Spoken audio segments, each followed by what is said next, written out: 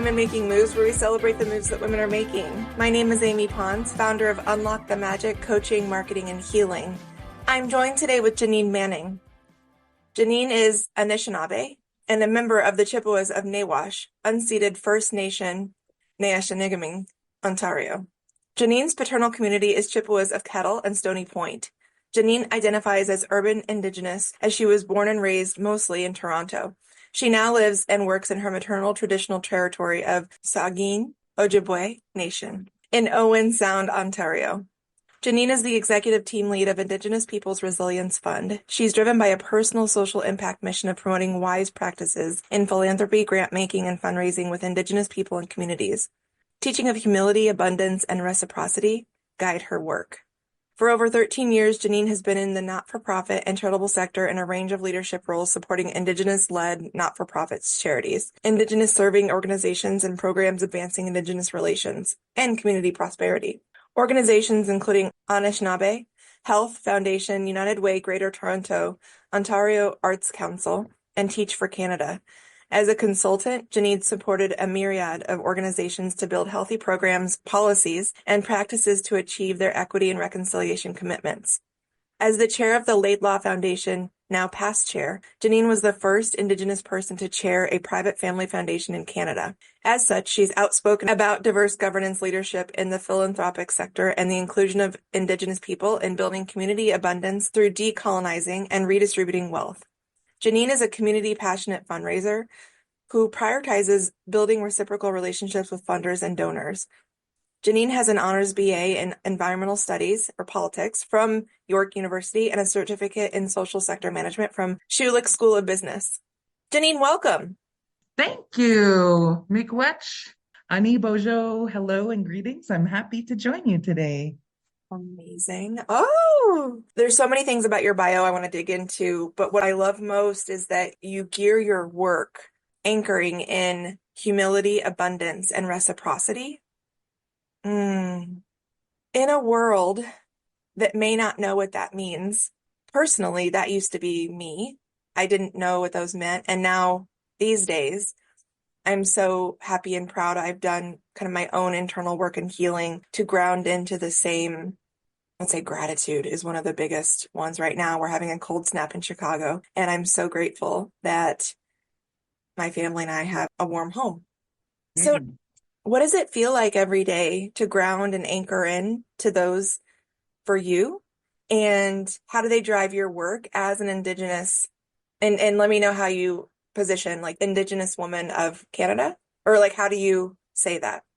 You know, how I identify and how people identify me as an Indigenous woman of Turtle Island has changed over decades. I'm old enough to remember when we were called Indian. It was socially acceptable to call us such. I remember when we were called Aboriginal, Native, now Indigenous. I think the best way is when you're engaging with or meeting Indigenous folks is to ask them what nation they're from.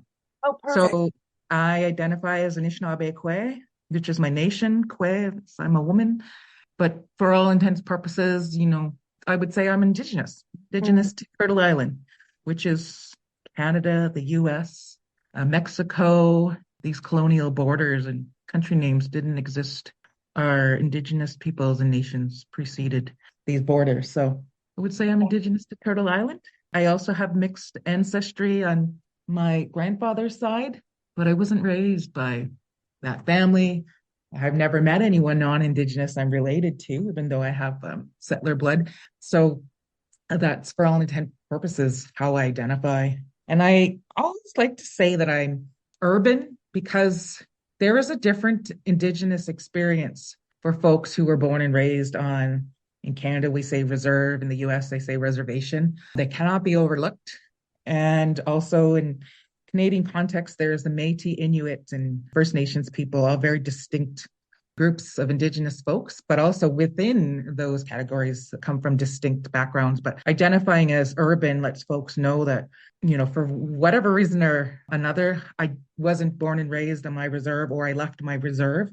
In my case, both my parents left home when in their late teens to go to Toronto to get education and employment. And that's where I was born. That's where my son was born. And now, 2 generations later, I've moved us to our traditional territory. And so I'm an urban Indigenous identifying Indigenous woman from Turtle Island. Our Mm. identity is so complex. I mean, my DNA is all European. So like I'm not, well, and this is an interesting time right now because citizenship itself is up for debate as it relates to just because you're born somewhere doesn't necessarily mean you're a citizen. So in that realm, like I'm not native to America. I was born here several generations, but not that it's the exact same as what you're explaining, but I feel really resonant with what you're saying about like how we identify. I'm not native to America. No white people are. I'm on a little bit of a rant right now. Yeah, I think when it comes to immigration, Indigenous folks are always wondering to what end? How far are we going to go back? 1 generation, two, Yeah. as far back as it serves you or pleases you? I'd like to share something Yes. about the meaning of community from or indigeneity from at least my contacts, my teachings that my elders and many community members share is that there is this idea of blood quantum in the US, and it's very much amplified here in Canada through the Indian Act, defining who is an Indian, who isn't. Before 1985, if you were an Indigenous or a First Nation woman marrying a non-Indigenous, non-First Nation man, so a white man usually, you would be considered non-Indian in the eyes of the government. So you would lose all your rights, benefits as an Indian, and so would your children. And then the flip happened to white women who married Indian men. They gained that status, they gained those titles and benefits. And so it was a governmental way of thinning the bloodline. So while we don't use the word or the terminology blood quantum here in Canada, that's exactly what the Indian Act was, trying to achieve there. And it took generations of advocacy, mostly by First Nations women who and their children who were affected by these sexist, arbitrary changes or legislations imposed by the colonial government to amend and amend and amend to the point where we as women and our children had the same rights as Indian men and their children, regardless of their lineage, or I guess it's matrial lineage. Oh, are you saying like matrial as it relates to matriarch or like marriage matriarch? Both, yeah. So I guess Oh, it would oh, just be okay. paternage, regardless of your lineage. Lineage, there's the word. We go lineage. Yeah. And so with that, with those complications, you could very well have siblings where, who had different fathers. One would be considered First Nation and the other one not. So it was causing real divides in community. And some people were very colonial and said, nope, if the government says you're not an Indian, then you're not. Where others said that's not right. Like they have the same grandparents. And so, we had old people, elders reminding us that it isn't the government who defines for us who we are as a nation. If we are a nation, then we define for ourselves what our membership is. And, it shouldn't be based on colonial documentation and paperwork. And so a lot of that paternalistic views on who is and isn't an Indian has kind of been addressed. We're still not 100% there, but just to say that it should be the power of the community defining for themselves who has rights as a member. So yeah, just thinking from that lens as an Indigenous woman and watching the American politics, I'm like, who has the right? Uh, Janine. Oh, who has the right? What is in my heart? What is in my blood, my DNA? Who am I? Like, I get to choose. I get to choose. Oh, and that line in of itself is triggering. Okay, so I love what you said so much. It is not up to anyone outside of you. Owning your energy and who you are, starting inward first and standing firm in that. They, lawmakers, colonialists, anybody who wants to reduce those rights, still standing firm in who you are is the how we're going to get through. And I genuinely do I try to get past, not try, I do. I'm not interested in like how the mainstream media reports on different moves of different laws or legislation. I really like to get into the context of it and understand what we're saying here, or like what they're saying, just so I can understand what in my lived experience is being called into question. I guess, Janine, not that you speak for every Indigenous person of the world, but like I get really upset thinking about what right did anyone come in? What right was that? The audacity to Mhm. come in and say, like, this is no longer your land. What the actual fuck? Yeah. So it is never about an individual. It is about a culture of Yes. white community, that often comes with, telltale traits like entitlement and expectation and white normative.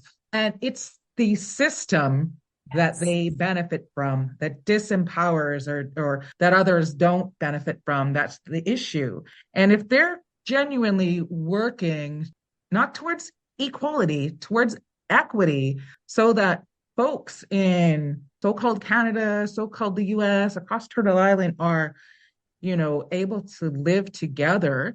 I think that a lot of Indigenous folk welcomed settlers with this expectation of reciprocity and peace and friendship. In fact, there's a treaty that covers like the Toronto area that is between settlers and Indigenous folks, and it's called the Dish with One Spoon.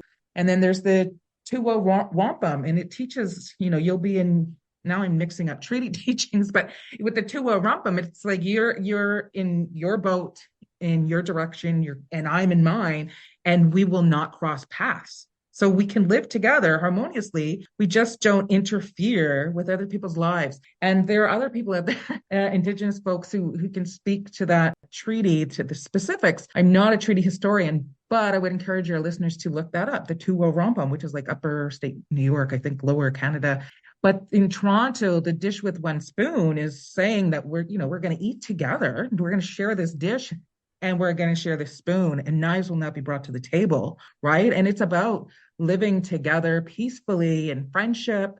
And that's what those treaties represent, contrary to like a lot of this, popular opinion or movies and stuff. There were no, well, in the US, it's a bit different, but in Canada, there were no like great wars between the settlers and the Indigenous folks here. It was how do we work together? And we are a nation of treaties, most of which, were abandoned, neglected. And now we're in this like state of fighting for our rights that were promised through treaty. And I think we're getting somewhere. Mind you, we still have a long ways to go. It was a lot different than the manifest destiny type sweep that happened in the US. In fact, some of my relatives, distant relatives, came from the US. The Potawatomi people came up, after Jackson's Indian Removal Act and those things, and they came settled in Canada. So it was, we were refuge on this side of the border for many of the tribes in the South that were affected by those things, manifest destiny, Indian wars, and, just colonial legislation and stuff. So I guess really what I tried my best to do is involve myself in community, supporting community, and applying these teachings that you mentioned in my bio to the work that I do, whether it's volunteer, paid, whether it's philanthropic work or community powwow planning work. I was on a powwow planning committee meeting last night, is bringing those teachings of abundance, humility, and reciprocity. And there are many different teachings. Some folks subscribe to the seven grandfather teachings, depending on what nation you're from. And although I think word for word, I think we could all grasp what abundance, humility, reciprocity is, but the concepts I think are a little bit different for Indigenous community and when and how you engage, right? Like they're more of sets of principles or mindsets than they are like defining words. So with abundance, we're taught that the creator has provided everything we need. It's a matter of sharing those resources, not hoarding, and just being very conscious. And that's, philanthropy has very much been white, community driven. It's in Canada. I'm not sure about the US. There's not a lot of some transparency around how philanthropic dollars are spent. It's like, oh, okay, so you donated, you've got your tax receipt, and who's ever running the foundation is going to decide what to do with that money. So, but we're talking about money that's come from the public purse that could have been taxed to, public services. And now historically philanthropists were well-off white families who would sit on a family board or whatnot to decide they're going to give it to their charities or issues of choice. So, folks are fighting for the redistribution of philanthropic dollars to communities and charities that need it the most. And in Canada, and I'm sure it's the exact same thing in the US, it is usually Black and Indigenous folks. Much of Canada and US was built on stolen land with stolen labor. And, while in Canada, Black and Indigenous populations are about 5% each, that doesn't mean we should settle for 5% philanthropic dollars. That doesn't account for need, historical impact, having to address intergenerational harm. And, we rely on a lot of charities and not-for-profits and community groups to do that work with our communities to heal. And the concept of abundance is like, where's all this money going? And how come it hasn't being shared with or distributed to those communities that need it more than, say, another donation to the symphony or another, church roof and stuff. Like, there are literally people out there dying because of the intergenerational trauma or lack of community or lack of community services and stuff. So that's when we think about abundance, and we talk to partners who want to support our work, and we ask them to consider that idea of abundance and sharing what you have with those who have a need or who need it the most. And so, yeah, creative teaches us that everything, we have all that we need. It's a matter of sharing and not hoarding. And then with humility, I think a lot of non-Indigenous folks think, oh yeah, I got that one. Humility. That means like don't brag, right?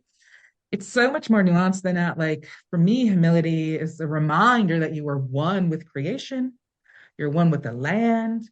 You're not above others. And, walking in life with that reminder, that teaching, that mindset, so that we don't create these power structures and dynamics. I'm a healer and a warrior on the soul plane. That's who I have returned to. And I do my best to lead with love every single day. And my frustration, and why I asked the question earlier, like, it's bigger than that, to your point. What I get frustrated about is any one human being feeling entitled to hold power or control over another, not just human, but soul. That includes the land, nature, animals, and humans. Like, we see it, we've come to a fever pitch.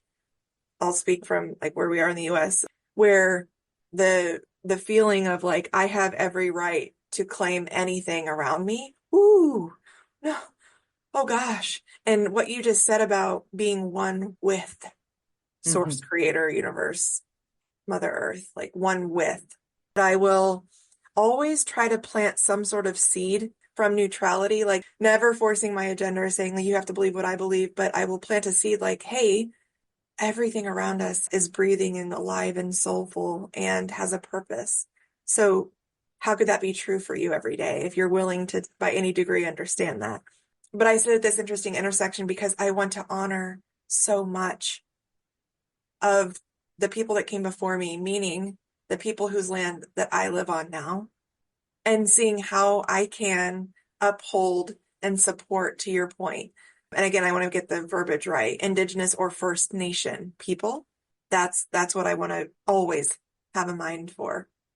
So there have been global examples of truth and reconciliation efforts. South Africa, Australia, Canada. I don't think the US is there. I don't even think they've started the process. But I will say that this year in Canada is our 10th anniversary of the Truth and Reconciliations Commission work. It's work that took, I think, 4, maybe 5. Oh my goodness, I think it's 4 years to complete. And it was a national reckoning, and it was bringing Indigenous folks together to tell their stories of survival, hurt, healing, to ask folks to bear witness to all these things. And it really was centered around the residential school, or in the US, they call it Indian boarding school, and the harms that came from removing children by force from their homes, with this colonial genocidal agenda to conform to white society, cutting their hair, teaching them English, beating them if they spoke their Indigenous languages. And, these have proven to have intergenerational harms and impact Do I know how to speak my language? No. My mother can understand it, but can't speak it. Her mother spoke it fluently and understood it. But like every generation, it seems to have, and now my son doesn't barely understand half what I understand. And, so there's all these impacts, that would really be nice to see the US. I don't know if that's going to happen in the next 4 years. To start this process of truth and reconciliation, it always has to start with truth, right? You need to know the impacts to then address them, apologize them, and then plan to mitigate those harms. Will we ever be made whole, to borrow from legal terminology? Probably not. Does that mean all the non-Indigenous people have to get off this land and we're going to go back to the way it was? That's highly unlikely. But it's about reciprocity. Like, how can we be in mutual beneficial agreements about, say, things like land stewardship? And we have to breathe the same air, drink the same water, live on the same land. It is only in all of our best interest, Indigenous, not newcomer, that we take care and steward these things for the benefit of all people. Less impacts on this great thing we have in Canada called universal health care. So yeah, and with philanthropy, I was talking about earlier how it's been very like white driven, not a lot of transparency and stuff like that. And with the work I do with Indigenous Peoples Resilience Fund and the groundwork that was laid by amazing Indigenous folks in philanthropy to get to this place where we have our own national Indigenous led philanthropic organization, is this concept of reciprocity. Like, we don't want to do philanthropy, we don't want to do charity the way it's always been done.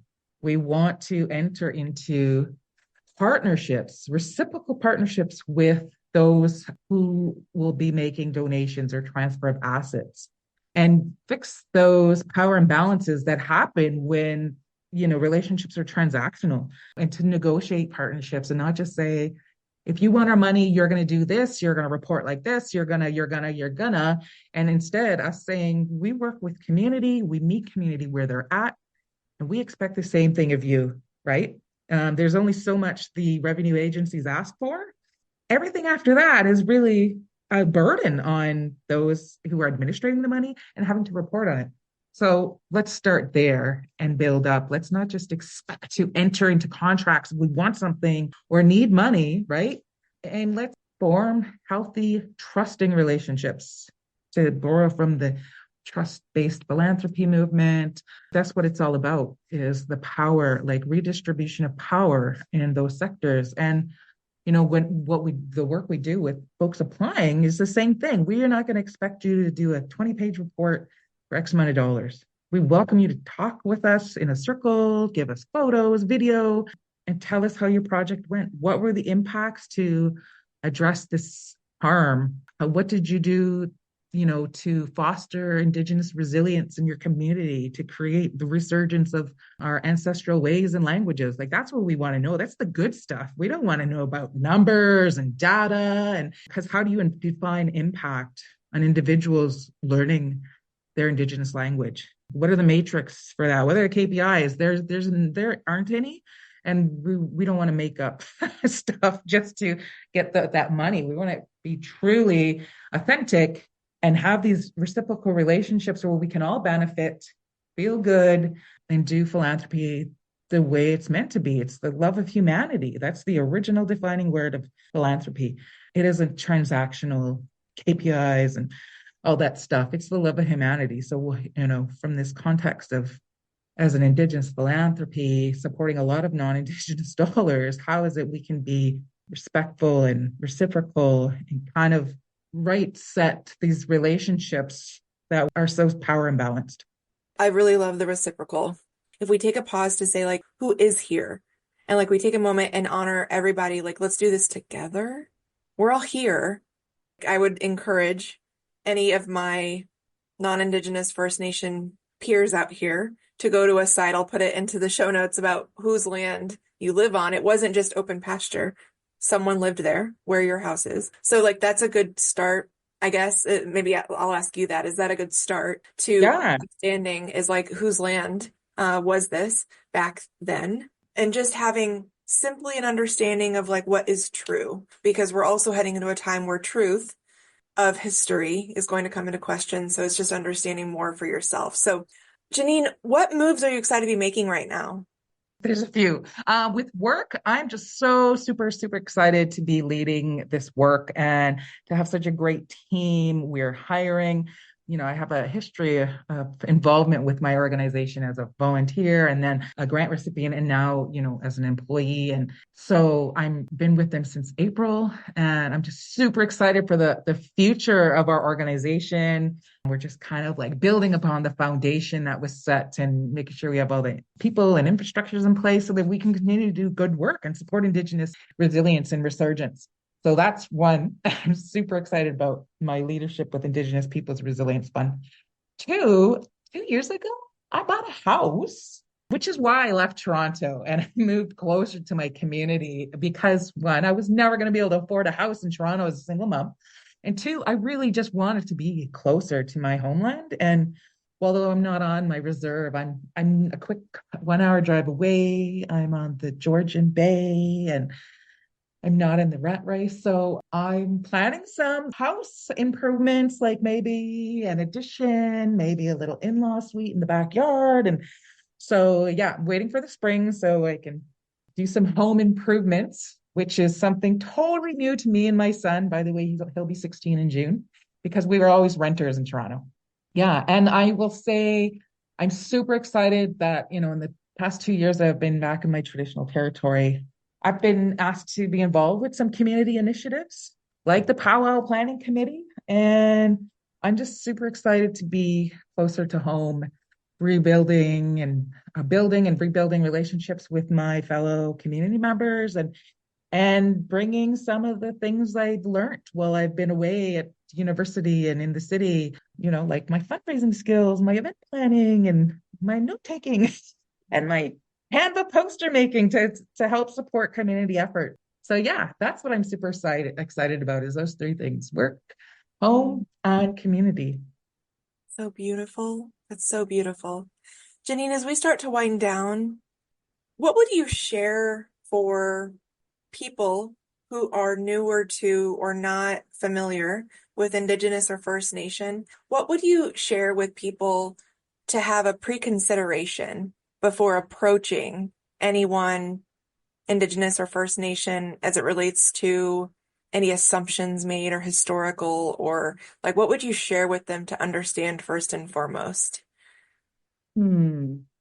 It is amazing how many folks in Canada, and I think it's the same in the US. I lived in New Orleans for 4 years.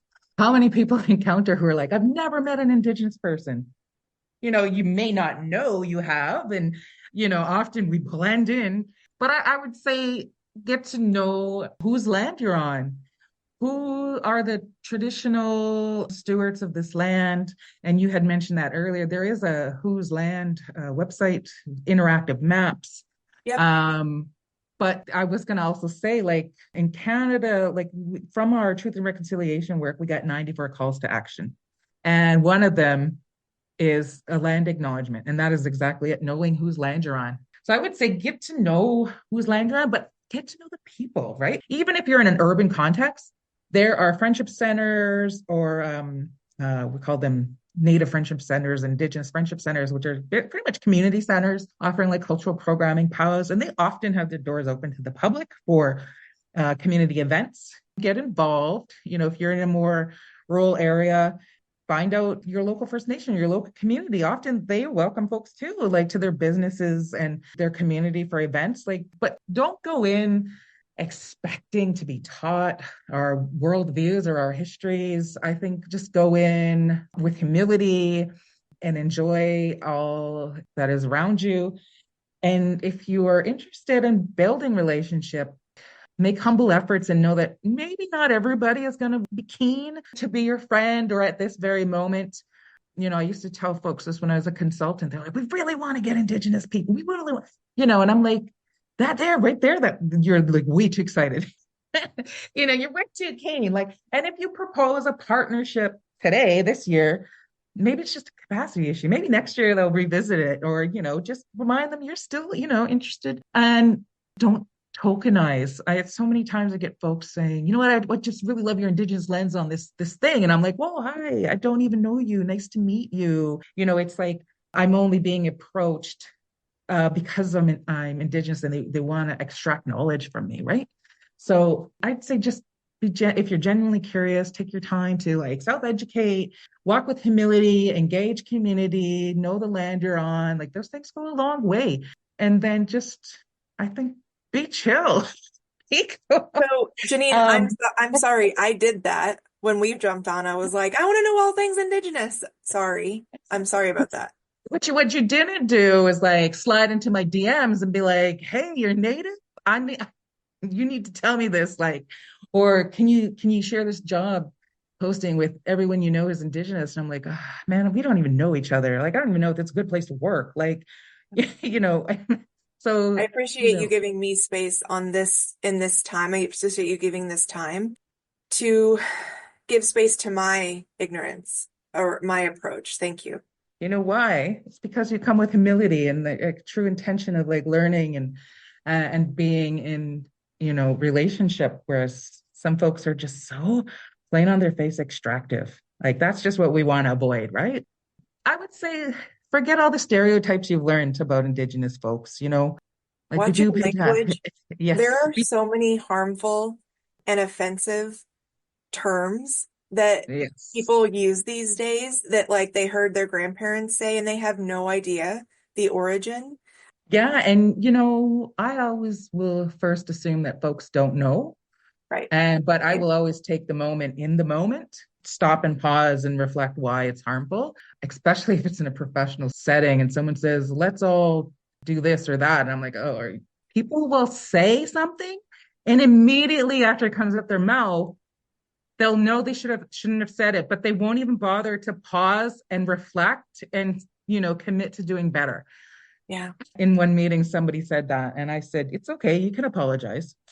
Perfect. It was so obvious to everyone that they knew that they shouldn't have said what they said, but it was almost like she just wanted to keep going. And But that was a perfect way of calling in. And if they have an ill response to the way you set forth that space, it's okay. You can apologize. If they get like spiky about that response, that's their work to do. Like the exactly. more uncomfortable they get, that's theirs. You offered the space to say, you can correct this Mhm. in real time. So, Yeah. Janine, where can we find you in all your amazing work and how can we support the 3 moves that you're excited to be making right now? You can find me on some socials. I think, no, oh my God, I think my list of socials is really, I'm on Same. Instagram, but really that's just like pictures of my cat and my kid. But you're welcome to follow me, New Star Woman. And then probably the best space to find me is on LinkedIn. Just follow I think it's LinkedIn/Manning Janine. And yeah, anyways, that's where you can find me. Because we're a Canadian charitable entity, if folks want to support our work, they're welcome to. Indigenous Peoples Resilience Fund can be found on Canada Helps. But if you're not Canada and you want to support an Indigenous entity or philanthropic efforts, I highly recommend NBN Collective. Check them out, check their website out. I'm such a fangirl of their work. I would love to see our organization grow to something so amazing as what the Indian Collective has built down in the US, down in stateside. Awesome. Closing remarks as we wrap up. Keep an abundance mindset, be humble, walk with humility, and enter into relationships to build trust and reciprocity, and be conscious of whose land you're on. Thank you, Janine. Thank you.